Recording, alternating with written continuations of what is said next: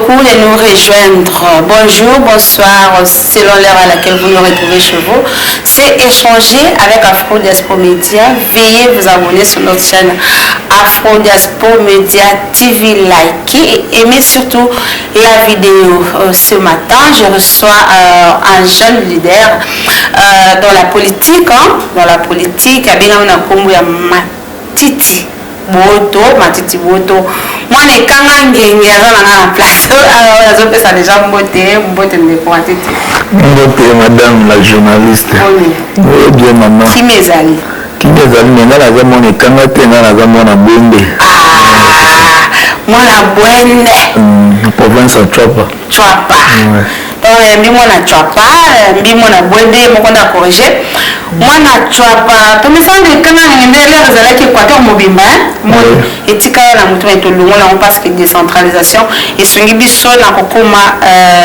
province. Il y a Chouapa. Bakombo Nayo s'est présenté, Bissika de Nouti, famille Nayo, dans l'ensemble.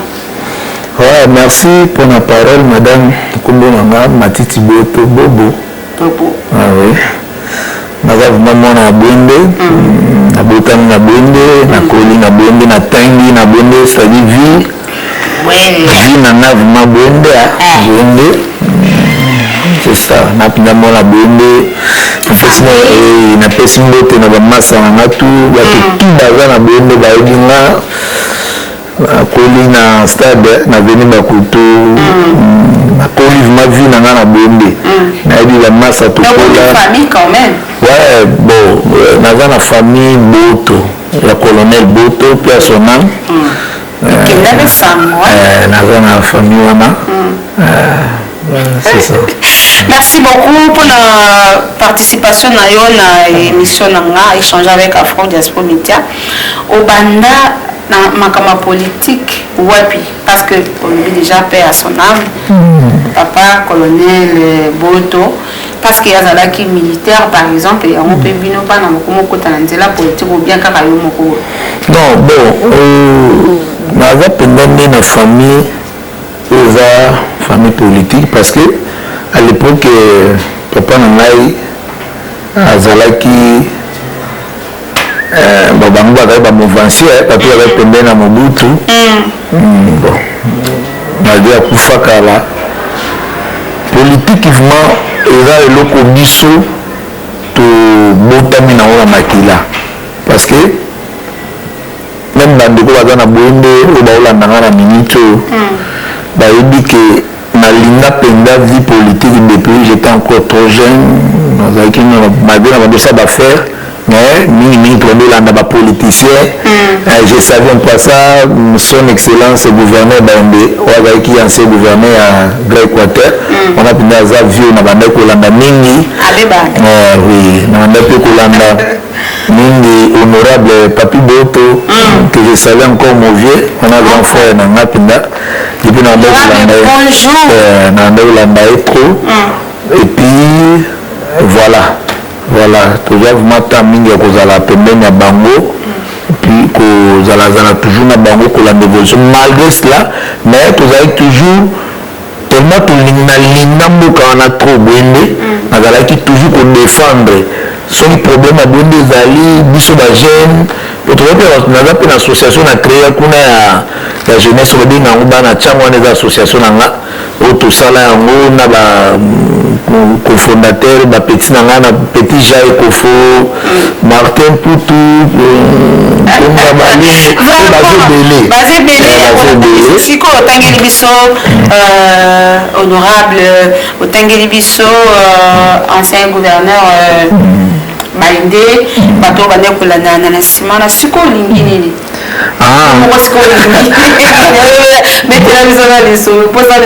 bon normalement ndenge population ya Boyende wana population na nga bayebi base na nga mpenza Boyende bayebi ke na 2023 ezala me biso esengeli mpe tosala relève ya bandeko mosusu tozwa pouvoir po to meka mpe koevre tosala tosuna toujours na cadre ya développement mboka wana nde tolingaka mpo na mboka na biso mer mpo tokochange nde meme toza na bakisasa awa bakolekisa sa bazali biso mpenza twabana bwala wana twabana bwende c'est que même lelo tokomi ndeni tokozonga kuna mpo kuna ya base na biso c'est que souci ezalaka ke 2023 basongi basongi ke makambo eke bien biso mpe tozwa relève tobima balobeli ya mboka quelque part nakitana mouvement mongo moke soki honorable papi buta ayoki mpe amoni ke non petit frère na ye o bakomotya libaya est ce que quelque part tala te na biso mibale bon omoni wana vie na ngai respect son honorable respect wana vie na ngai non même pas soki lelo vie awiki petit na ye mpo ayebi depuis kala ke petit nazala na baambition wana soki lelo nga nakomi député ye mpe aza député ekosala mpe ka bien tokotiaka po ake mboka wana to ede yango ekende avant poponi mboka na biso wana soki lelo tokomi mpenza bato balinga yango lokolaka ndenge otango honorable papi boto na matiti boto na bimi député et les autres oyo balinga mboka wana nayebi ke twa mpe ozala bongo te bonde ozala bongo te bonde ozala na changement mo total c'est ça mpo olinga mpo mboka nano eza développé il faut no bolinga yango soki bato mpena bona sosi mpo mbere ngambi navandaka nalalaka nalamukaka mama journaliste nabulaka mboka wana meme nde bamasa nanga bato ebele oyo babulaka kende erope nga nabulaka na mboka wana kaka alo mboka wana mpo ezala bien ndenge tobula yango ifo tozala balubeli ya mboka wana soki bapopulation nazwi ka chance ndenge asa prometa biso ke tozala apesi biso yango bakomoko bamonaka ok population bazo makozela parce que 2023 ezakala mingi te est ce que okende wana na étiquette ya parti politique nini oza indépendant ou bien oza bien na parti politique mo quelqu'un bon nazokendela nga mwana bwende bayo na ye même pas ça toza déjà na baparti mais le moment n'est pas encore venu autour na botanga bakomba baparti toza na baparti tozalaka déjà mais ntango ntango ekoka nde baoyeba mais actuellement bayebi ke futur député na bango jeune leader matiti boto mazoya merci tozopusana malebe après avoir yo comme député parce que déjà bapromettre yo population soki bapromettre yo eza déjà sûr mpe eza na bato oyo bakendaka basombi mais yo population yebisaka tia libaya babenga petit babenga vieux babenga mwana babenga noko abi en tout cas des aboye 2023 tia libaya lelo soki okomi député est ce que okokoyebisa population mpo bakanisa peut-être député eza kozwa savant kokende kopesa na mboka kozwa mungwa kozwa polo kokende kopesa role ya député mpenza ezali omoni population na ngai ya twapa ya boyenge bayebi ya opération moko babenga yango opération grade amaz bana bato bango bakolia mbongo cetadire quoi tellement bango moko nde bato balingi ke na 2023 biso tozala wana nayebi te soki bango bakosenga ngai eloko bakosenga ngai ndenge wana kopesa bango po biso tuna bango bayebi nde tozala me bayebi ke mwana wana so akomi place wana nde makambo po tokende na système na logique oyo bayebi wana me nde so mpona mbongo mbongo nini topesa bango bango bayebi bato oyo bayaka na mbongo bakopesa todame yango ndeka todamaka c'est ça c'est ça alors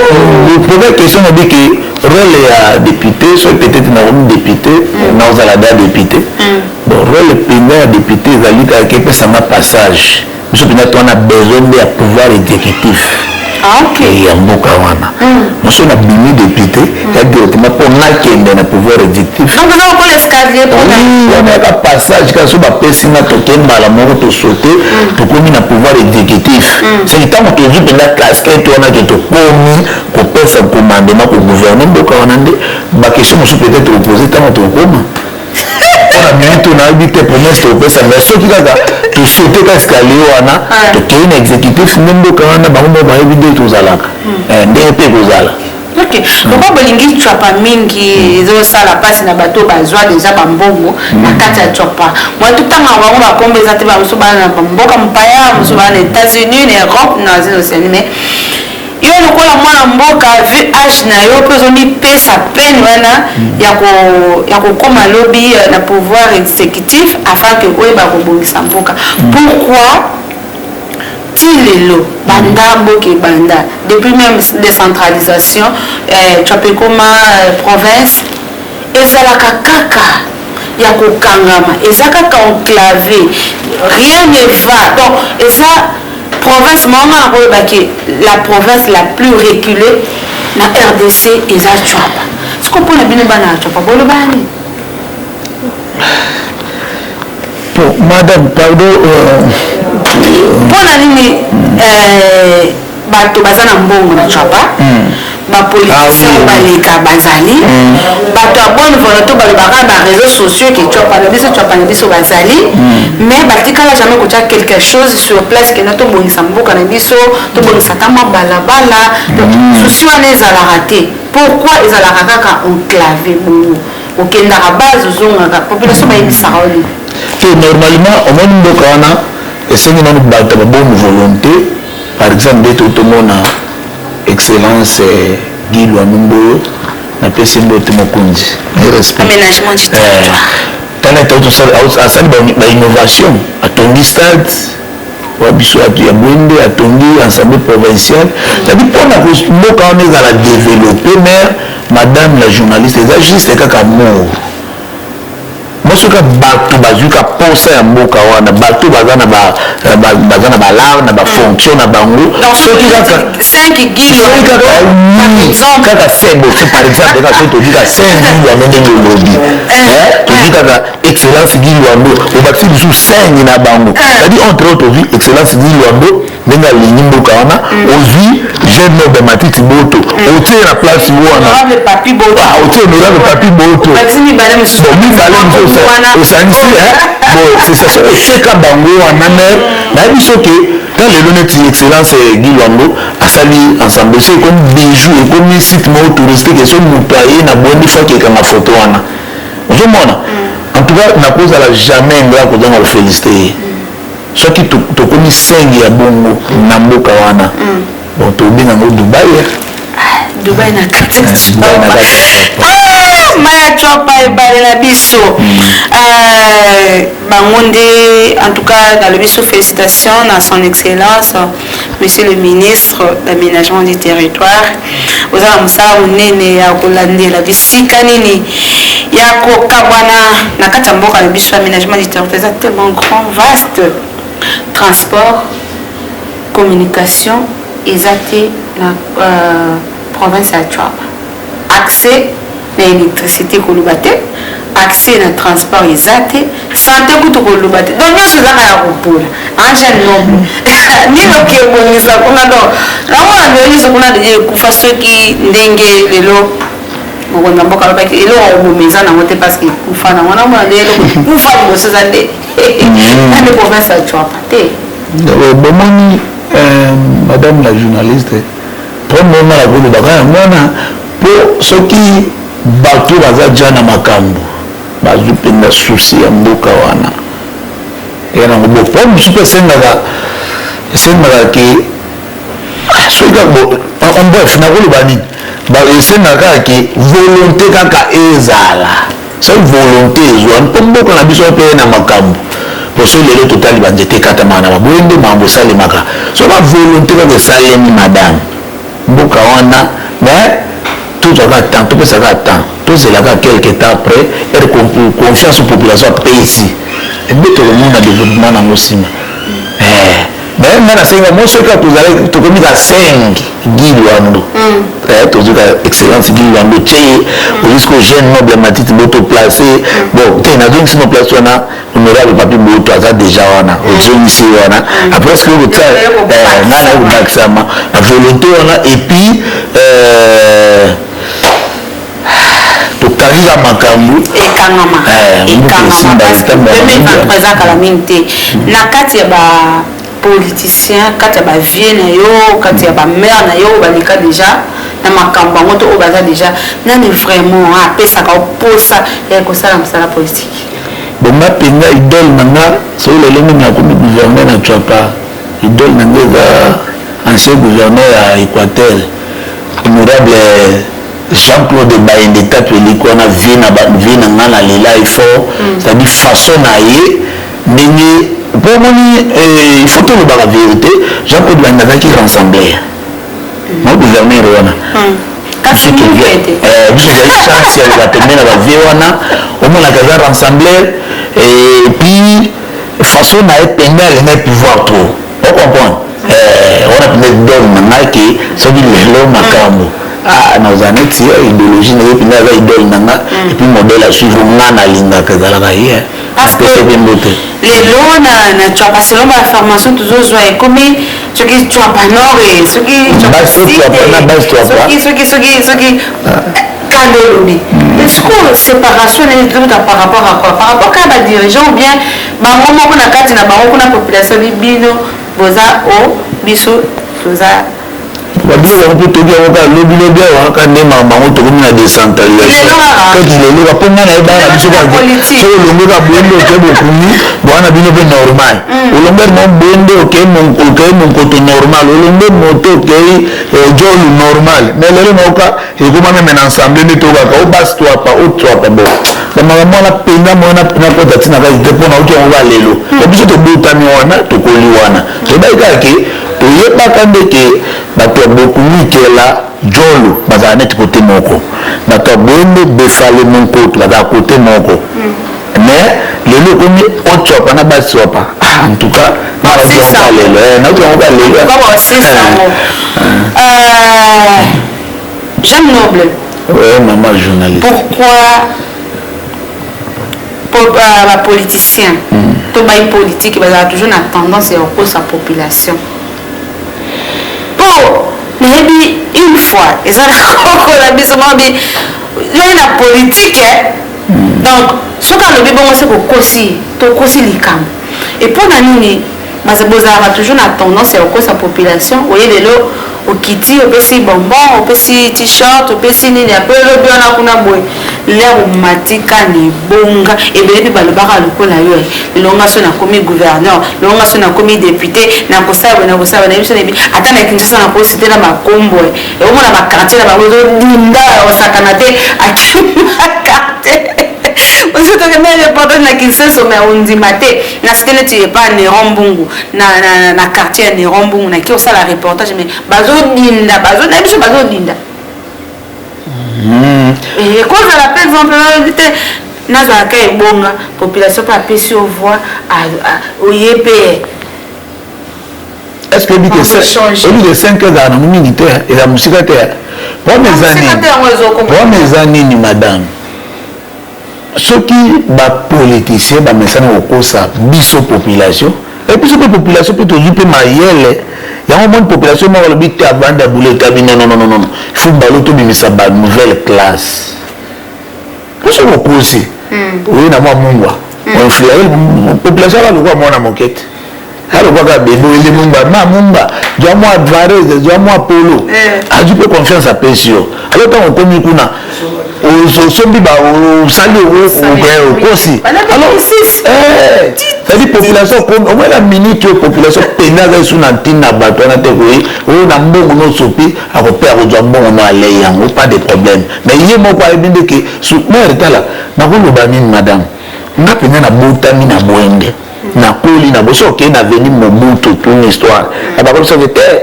mon on a penda koli ya botamia olumwa no ke na kwa stade na bosa ko to benga ngo base bana changu wana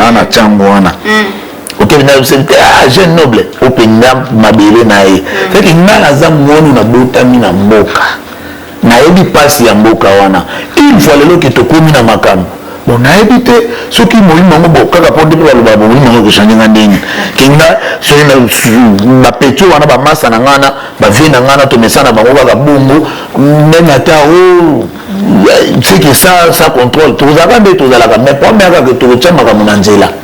Donc ça nous a dit là que tout le monde a répété que il y a un autre qui est moi mbuka tu tu buna moi qui moi Dubaï ou qui moi Abidjan mbuka baninga moi poké ou envier et moi poké moi qui s'en a no lula et moi quel macho lula biso pe follow bi que nzambe so soumis tu vas depuis na makamba mbuka biso pe comme bato ba comme envier dès que tu envier ka bakota bato envier moi na kende ngonde mbuka venda ba jeune noble matiti bo toi des gars on comprend c'est beaucoup de bino boye bana bakomo kende Europe baotanga basi na bino bakei France bavandi kuna bosombi ba appartement bosombi ba ndako bavandi kuna etikala ra muke olio vanda na bazango to na une année des aboye 3 mois aux anabwende 9 mois etikala za na photo bon on passe des accords pour na ko koloba tes places est très important pour nous déjà bazan na pouvoir bon kokende kovanda na ozile le pouvoir comme OK Europe OK quel banda va voyage bozana normal mais na habiter moi c'est na moi c'est bon ah ouais otikali ko chauffer bon merde toza mikolo ndeso na lobina kende mboko na okende parce que na ozela kana za pouvoir pona kende kende parce que tout ba déjà na ba bazali oui peut-être yo ko la na likolo wana te pour ceux qui ba ba si basi na bana kuna bakenda batika ka musala ba ya ndoro ala na pouvoir mais aya neti congé à côté et côté fallait que il y a 2 semaines kuna après le reste année c'est ça qui veut dire la souka émission de bis Michel Ling mais tant par rapport il y a un moment va passer biso pour la politique mingi ça va faire on se débrouiller mais politique est l'art de gouverner ce que je pour les lots de tout ça va faire vous ça va faire nous on a idée quoi bien que ça là on prend en boca mais le cause aux hommes na pouvoir te aux hommes diviser simbaté tantôt vous appelez à likanisa bio ça vous appelez à pouvoir te simbaté faut ce que vous avez na kati pour pour décider que te pour na boca na photo ça la boy OK au point d'air pour na boca na photo ça la boy si vous avez pouvoir vous avez déjà na droit parole ba koyoka ngo facilement mais dès qu'on a pouvoir te bon au ko ba l'école le ganditera le quoi comme mai ou bana mo mali bata il faut que penga tu te dis pouvoir dès que ça comme tu as besoin de belé ya mbuka wana parce que tu as pouvoir surtout vu le pouvoir tu as pas facilité pour sur la libanda pour ça ba contact que même bato libanda ba ko ça ko investir na mbuka na biso ba pour na bolamu na biso d'accord donc mais déjà na souka une dernière question ezake lelo ceux qui bobo matiti boto a commis député lelo a commis gouverneur a commis ceux qui nani na kombo ya tu pas tu mimisi yo okosala na tu pas nini bana chopa bazotala yo ya libanda ya kati bazotala yo otala bango ebisa bango nini yo kosala so lelo bimi député bi gouverneur na kombo ya chopa bon merci pour la dernière parole Marie et Amalouba Soukate t'es bonne émission pour la mission lelo ceux qui lelo to komi na porte kozala déjà na place wana so to komi na place wana to kosama effort ya liboso to faire développer nos mboka wana on comprend banti valeur et longwano na mboka wana on comprend mais so banti valeur et longwe bato basaka bisala sala ba pour le monsieur boma donc ça mboka simizani ba détournement bon vous allez désigner pour na musala boy mais bato ba lekisi yango boy moi qui bonga bo sa tolo ko moko bo na pesi mbote penda na détournement ezala kaka na politique ceux qui na wenzozu et comme moi oui bien so ba biloko na sili ene tindenge lelo excellence monsieur le gouverneur bongo na pesi mbote ndenge ba éclairage public na mboka na biso soki lelo ki ba makambo na tout ba sangisi penda mayele makanisi surtout ki mboka wana au moins yekoma bien kuleka et comme bien koleka au moins que mboka so quitter pe na aéroport au sentir que tête okiti na mboka na biso to na besoin ka que toujours pouvoir surtout du pouvoir na date en 2023 mais le reste à makambo pepe no juger en pona ko ba lelo que to sala bope na sima to sala mais to zo pouvoir ba ko mona yango ndeko to sala vraiment c'est ça là on a ko ba ngona surtout du pouvoir au retour na po date et TV za radio ba image ba suivre tikala c'est que un jour tu n'as dit non le bagabo le quoi tu as la détermination il y a qui tous à la place où on a ceux qui tous comme makambo tout ça va bien le basuka ça qui nazoya bientôt bana tu ya boindi bana changu tamasa na ngatu ya veni bakutuana na coin la base surtout ya boinde de kimbango boinde de sele président Famou Baloki bana nyoso tu ya lotutu bana nyoso tu ya CC na lokumu na 48 bana nyoso tu ya Pays-Bas bana tu ya Zando ya Chango de tozoya tu kutana tu sangsa makanzi tu bandeni to préparer makambo ya ozoya et ça biso bien ntabisera biso te tout se prépare avant le temps. Merci merci vraiment l'honorable Anatole, merci na coup de sifflet mon sponsor grand frère Guy dans la Belgique, merci aussi honorable Papi Boto, respect Cannes. Donc allez quand ma fakombolo on a ça bana bwende un message déjà comme va ensemble arriver à la fin de cette émission. Vraiment merci Nenge honorable les gens honorables et puis nous promettre d'ici là bon on appelle merci beaucoup tozana ne marwana na bwende to lia liboki angulu to na chena maya chapa meto dindakate merci to comme na suka opesa suna mboto honorable ambote tembote bozo belé na bwende bino tu mbote na sansi bango na pesa zela na pesa honorable Gilles Mundele mbote na mwana na pesa mbote na pesa professeur Jacques Nzoli professeur Jacques Nzoli na pesa mbote moko no yeyo na biki bien na pesa mbote bakula ba toi chopa vraiment tout boulé bien tout le monde na ba fitilité na mabozanga tina na ba bobo non merci faut tout que la chaque chose à son temps tout que la mutu na ta na ta moto senga sala likambo to boyi ba distraction ba kale na mama mkepo ko kale na o simba te tout ba merci beaucoup check merci beaucoup to le baso mingité